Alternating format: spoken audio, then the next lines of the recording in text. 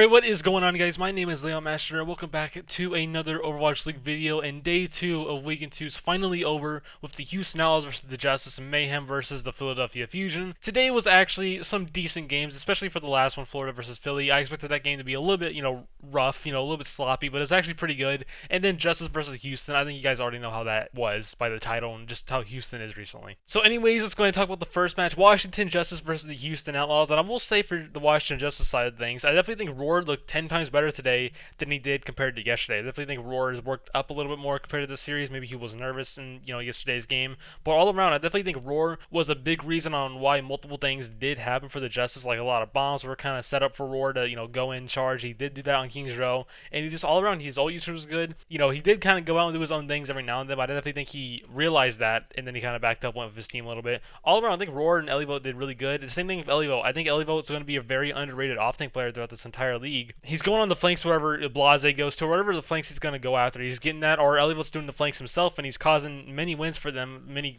fights win for them as well. Elivo and Roar just a decent tank duo right now. I definitely see how Lulsish and Elivo's teamwork is and synergy is, because it could potentially be better than Roar, even though I think Roar probably mechanically better. I don't know. I just think Roar and Lulsish, we'll need to see who gets that spot, because whatever happens, I definitely think it'll still be good for the team, but we'll need to see what happens with them. Then on the Houston Outlaws side, the same situations happen here. If you guys want to hear the situation, I definitely just recommend going back to my old video. I do gotta say though, they did play Ana Lucio, and what the funny thing is, guys? They looked a tiny bit better, like 2% better compared to yesterday. Repel came in, and Repel looked alright, but the team still all around was not good. Like, obviously we've heard they had the flu now, but like, your players, like, your needed one, Linkzr is not sick, but he just says he's not good. And anyways, here's the tweet. I'll read it out to you guys. His tweet says, "I'm not sick, I'm just not good." And this tweet just triggers me, because you've been playing games professionally for a hot minute now, and you just aren't confident with yourself. And I had the same reaction of Reinforce on the desk there at the end, or middle of the game, where he just got mad, Linkzr's not being confident anymore, because like Linkzr's needed right now,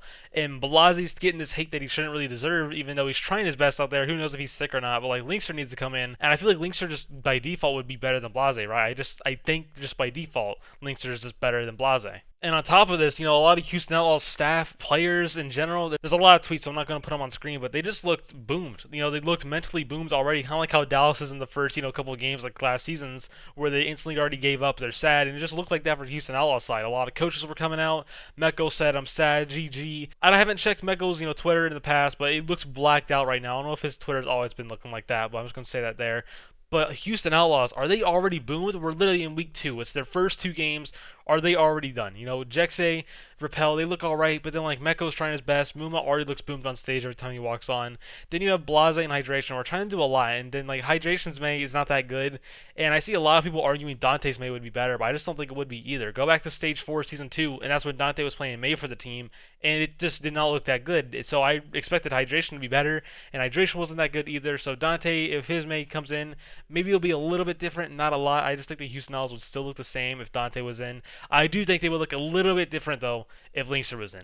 I just think Linkzr has to be good right now. Like, he can't be that bad where Blase's playing, and just even Dante has a create. I know Dante has a sickness right now, but who else has it? Because I've heard 4 people have it, and Linkzr doesn't have it. Who else has it? Does people on stage already have it? I'm just confused when it comes to the Houston Outlaws right now. They're just very confusing right now. But yeah, I'm going to stop there at the Houston Outlaws. They still look poorly coached. They look like they played Ana Lucio for the first time. If you guys want to hear all my complaints about Houston Outlaws, I definitely just recommend going back to my old video if you want to hear all that. Now to the next match, Florida Mayhem versus the Philadelphia Fusion. I expected this game to be pretty close, which it kind of was. It was kind of close. There was some close maps here and there with Florida Mayhem. Philly Fusion just came out and got the win. Got the better ult play. Just won the fight in general. Philadelphia Fusion still looked pretty good today. It wasn't Carpe's game today, I would say. Sato just performed really good. I told you guys early in the season this was going to be Sato, playing well with this new team around him, the new supports coming in, and look what's happening. Sato's looking good this season, so far at least. So hopefully, it stays like that. Poco looked a little bit better on the wrist, could definitely use the shield a little bit better here and there. And Ivy, his May's still doing good. He's doing his good job on May, doing his job in general,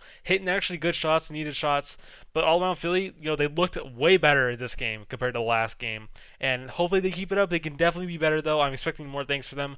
I'm really excited to see Alarm more on the Ana, because he definitely played a little bit more Ana this game, and he just looked better compared to last game, because he was playing a lot of BAP last game, and his BAP was alright, but now his Ana's on stage, and his Ana's looking very good. Same thing goes with Funny Astro, doing a lot of good things there. Then I took the Florida Mayhem. They came out with a weird roster at first. Byron was in, Fate was in, and then that's really it. They did the Rissa Rhine strat, which did all right for them. I just think Carrion and Gargo would still be doing good map one, which it did kind of do good later in the games.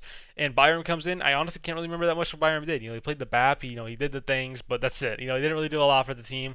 Kingdom Jin also had a pretty sloppy game today as well. He could have definitely been better. His sleeps were kind of weirdly timed, and also his nades weren't really hitting that many. But then again, it's all like that with Hana players. And also, when it came to the Junkertown map, Seiya player honestly wasn't doing anything. I expected Seiya player to actually pop off on this map, see what happened, but it honestly just looked like Seiya player was only focusing on Carpe for some reason. Like, he didn't care what the enemy team was doing. He was just searching for Carpe, which, yes, do that here and there. I 100% get it, so Carpe doesn't, get your enemy backline or whatever and doesn't do more damage on your tanks. But if Seiya player doesn't see the Widow in his line of sights, maybe get one shot onto the enemy team a little bit, then now go search for Carpe. But then, I don't know. It's just, the Florida Mayhem did look kind of weird today, but then again, the games were still kind of close with the Philadelphia Fusion here and there. The last map was pretty much Philadelphia Fusion, but the first two maps were alright. Anyways, guys, it's going to be for me. I know it's a short one compared to the last couple ones we've been doing, but Houston Outlaws still aren't that good. Not too much to really talk about. I said my things. I don't want to go off on them again. Florida Mayhem did look kind of rusty today. Hopefully they, make that better as time goes on, because Florida Mayhem, if they play like this, throughout the season, I don't think they'll still be, a top 13, top 14 team maybe. Who knows? They have the talent, though. Anyways, guys, it's going to be for me. I hope you enjoyed. Don't forget to join my Discord down below. Also, don't forget to follow my Twitter and my Twitch. And don't forget to hit that bell. And don't forget to leave a like, comment, and subscribe down below. And I'll see you guys on the next one.